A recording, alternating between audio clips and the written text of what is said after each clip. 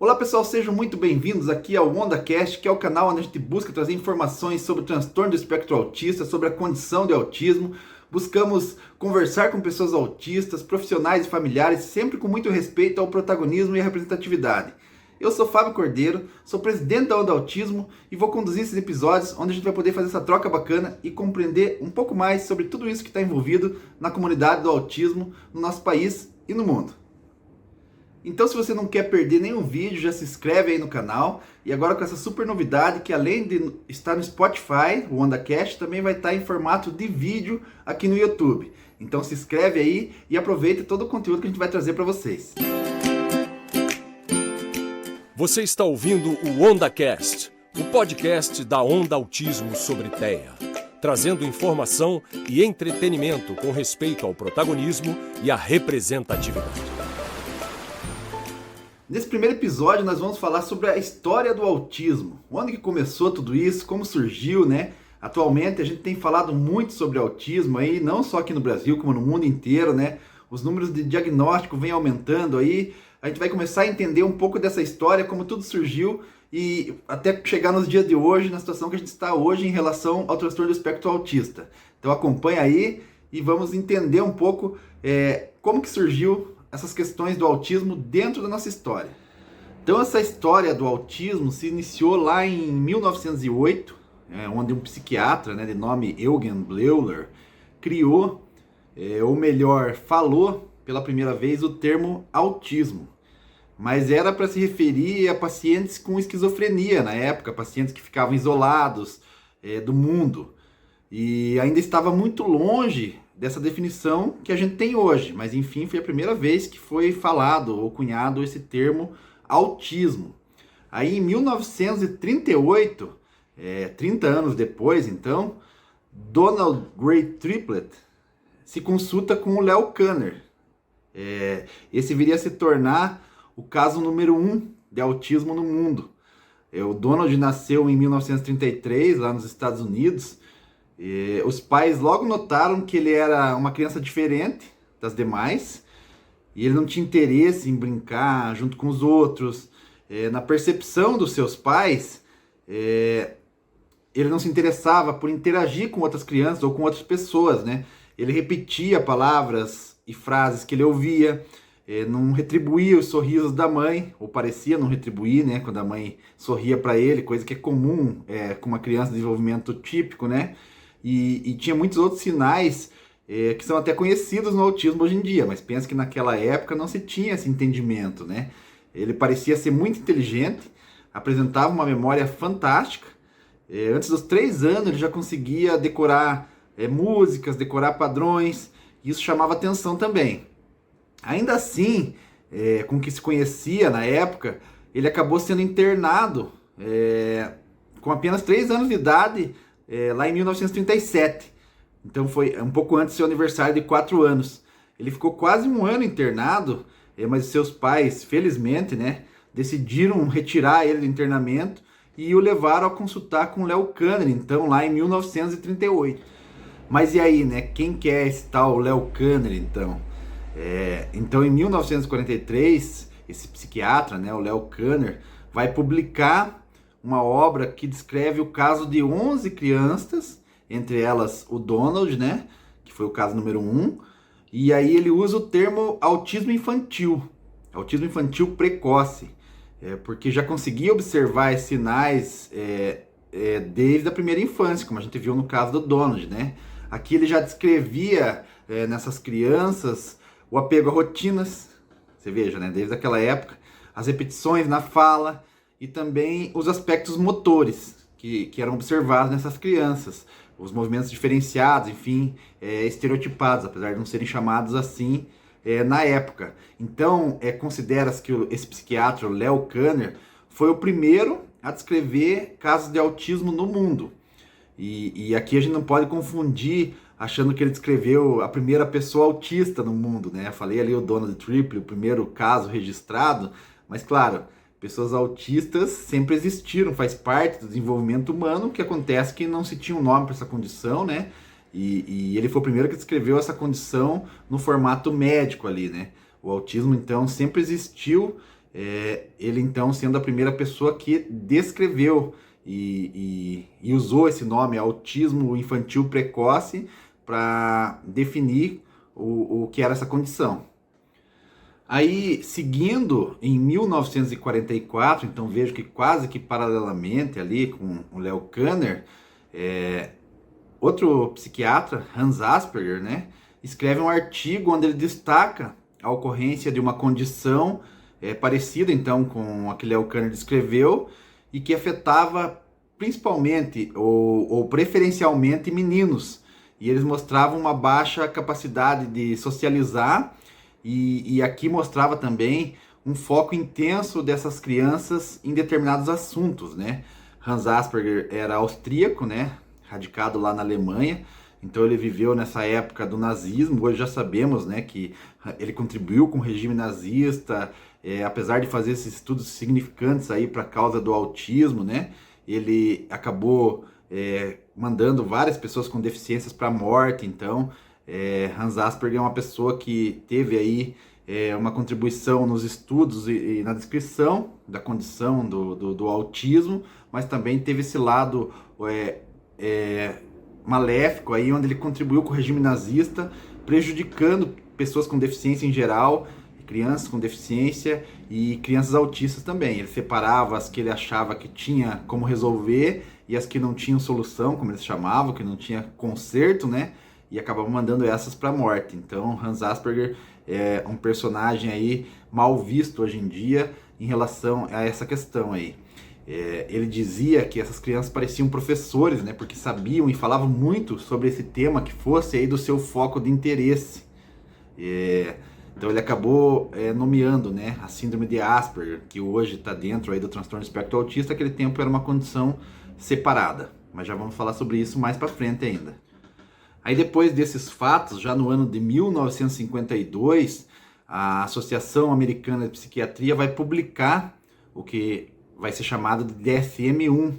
DSM é o Manual Diagnóstico e Estatístico de Doenças Mentais dessa Associação Americana de Psiquiatria, então.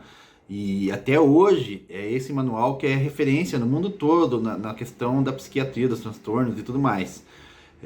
Hoje nós já estamos na 5ª edição desse manual, mas nessa primeira aí de 1952, ainda o autismo era classificado como um subgrupo da esquizofrenia infantil. Ele não era uma condição separada.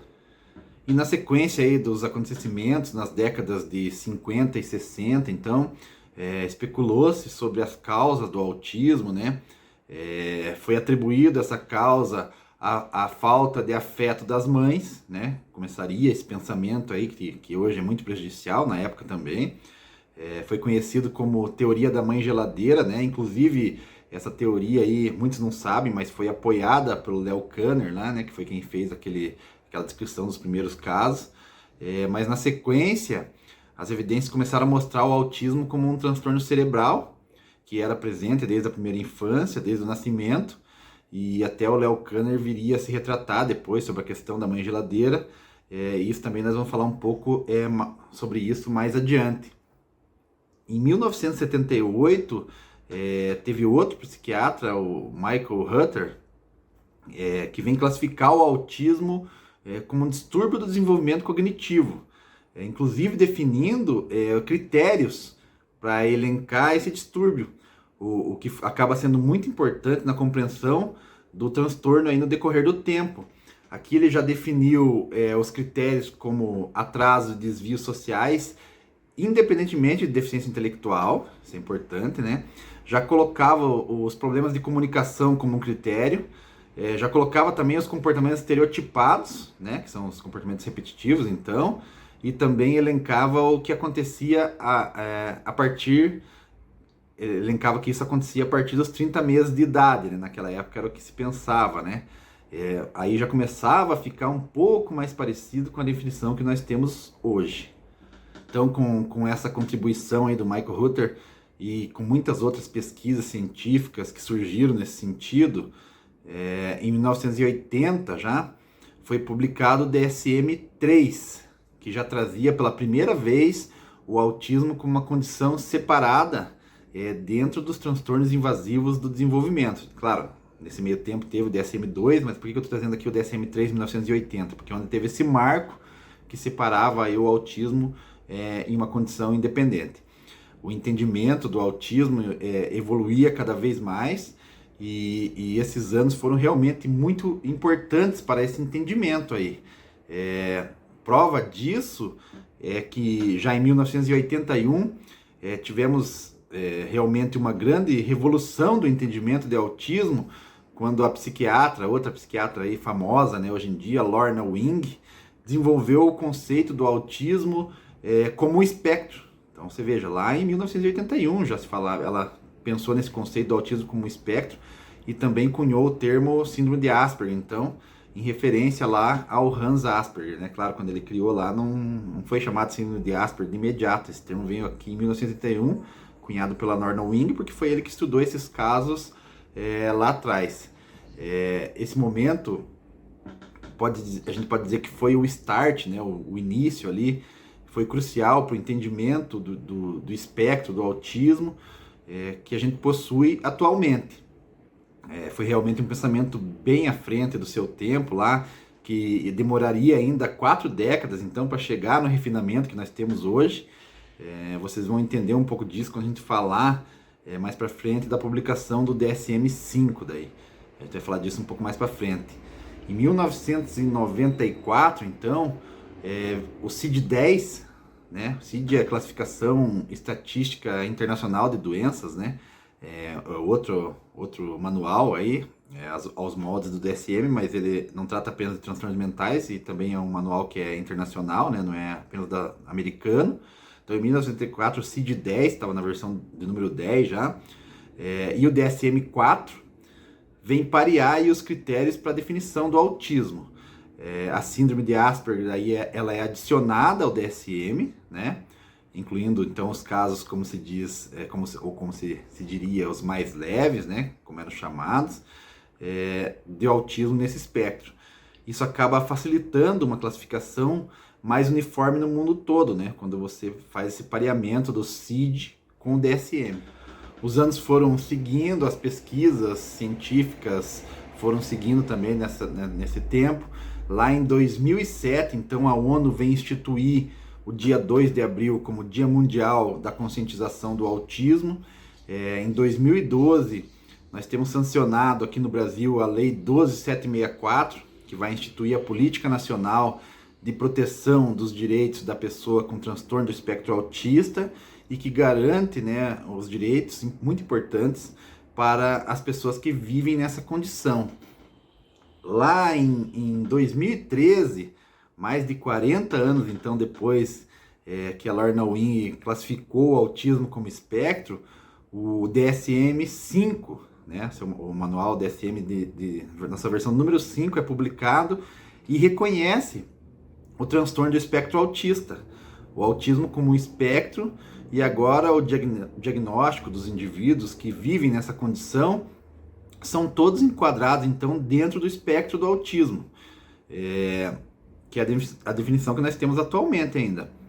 A síndrome de Asperger, então, lá no DSM-5, deixa de existir, né, essa nomenclatura, essa classificação, deixa de ser uma condição à parte e passa também a fazer parte do espectro do autismo, então.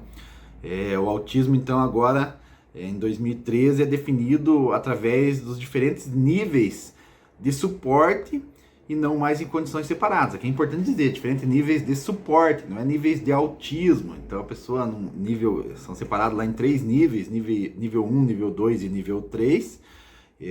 Não quer dizer que a pessoa nível 1 é menos autista, a pessoa nível 3 é mais autista e vice-versa. Esses níveis são, importante a gente entender, são níveis de suporte. O quanto de suporte aquela pessoa precisa para ter uma vida com mais autonomia. Então, o autismo é definido através desses níveis de suporte. Isso é importante, foi só em 2013 então, né? No DSM. Em 2014, um dos maiores estudos já feitos em relação ao transtorno do espectro autista, com mais de 2 milhões de pessoas em 5 países, mostra que as causas do autismo têm então fortes tendências genéticas, como eles chamaram. Eles trazem números lá que de 97% a 99% têm essa causa genética e dessas mais de 80% sendo hereditárias. Esse estudo ele corrobora com vários estudos anteriores, menores, né? Enfim, e auxilia muito no entendimento dos motivos do acometimento da pessoa por essa condição. É um estudo importante aí que tem que ser marcado aqui também na história do autismo, em 2014. Em 2015, nós vamos ter então a Lei 13.145, que vai instituir o Estatuto da Pessoa com Deficiência no Brasil e que garante às pessoas autistas todos os mesmos direitos que qualquer outra pessoa com qualquer outra deficiência. Isso também é muito importante entender na história do autismo, porque o autismo é sim uma deficiência, não é demérito nenhum falar isso, né? A gente tem um peso nessa palavra ainda, a sociedade ainda costuma levar essa palavra com certa negatividade, e pelo contrário, ter uma deficiência não é ser inferior a ninguém, não é algo que diminui ninguém. Então, nesse ano, essa lei vem trazer a garantia desses direitos e também trazer que a pessoa autista tenha os mesmos direitos que qualquer pessoa com qualquer outra deficiência. E aí, finalmente, para chegar nos dias de hoje, né, encerrar por enquanto aqui essa pequena definição histórica aí do autismo aí, ao passar das décadas aí, agora em 2022, então no ano que a gente tá, que eu tô gravando aqui esse episódio, em 1º de janeiro de 2022, foi publicado a versão de número 11 do Código Internacional de Doenças, o CID-11. E nesse código, o autismo, enfim, vem ser tratado também como transtorno do espectro autista, unindo também todas as condições nesse código, pareando então com o DSM-5. Então a gente deixa de ter aquelas condições separadas, a síndrome de Asperger finda por vez, não existe mais essa nominação nem no DSM nem no CID-11. Esse código ficou sendo construído aí por mais de uma década e trabalhado.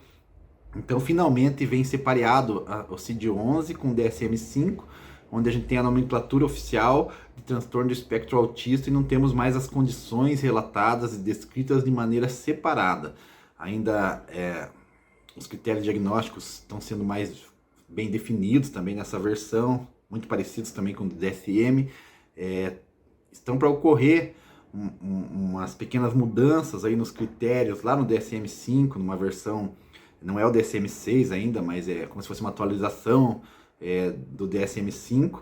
Saiu pequenas mudanças que eu pretendo falar aí num episódio mais para frente sobre a questão dos critérios diagnósticos para autismo. Mas então, agora 2022, 1º de janeiro de 2022, com a publicação do CID-11, temos equiparado, tanto no DSM quanto no CID, a condição de autismo como transtorno do espectro autista, finalmente, e acho que isso facilita também para uma maior compreensão e emparelhamento aí mundial em relação a essa condição.